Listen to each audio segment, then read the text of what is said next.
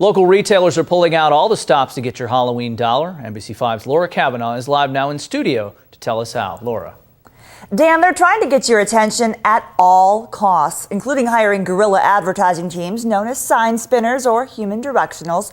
Tonight, a look behind the scenes with one of Medford's most recognizable street marketers. Dan Cheek stands on the corner of McAndrews and Biddle in Medford 5 days a week, 6 hours a day, strumming his magical axe and strutting with the moves like Jagger. I like to think of myself as a street marketer. I put on a set of headphones, I listen to my favorite music, which is all selections from classic rock, and I just envision myself as being the person that had to be on stage performing those things. Part salesman, part performer, Cheek's animated moves captivate virtually every set of eyes at the intersection, including the watchful eyes of this pooch. Any idiot can stand out here and go.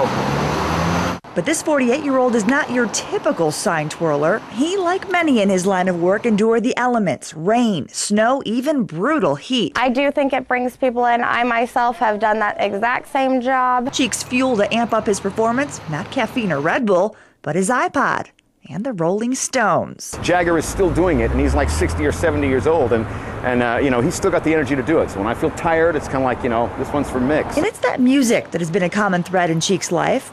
If he sounds familiar, you might remember his voice. I was a disc jockey back when the Dead Sea was just not feeling so good. We were Snyder and Dano, basically, on the zoo, at the KTMT Morning Zoo. Back in the 1980s, Cheek was part of the zoo's morning show team. We had a great run. I did it for 20 years.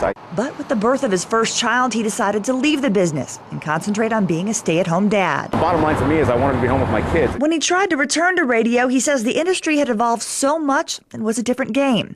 And without a job and determined to support his family, Cheek turned to his old friend, his passion, music, to fuel this new line of work. The funny thing is, as far as musicianship goes, I actually make more money acting like I play a guitar than people that I know who actually have, you know, the ability to play a guitar make by playing it. It's, you know.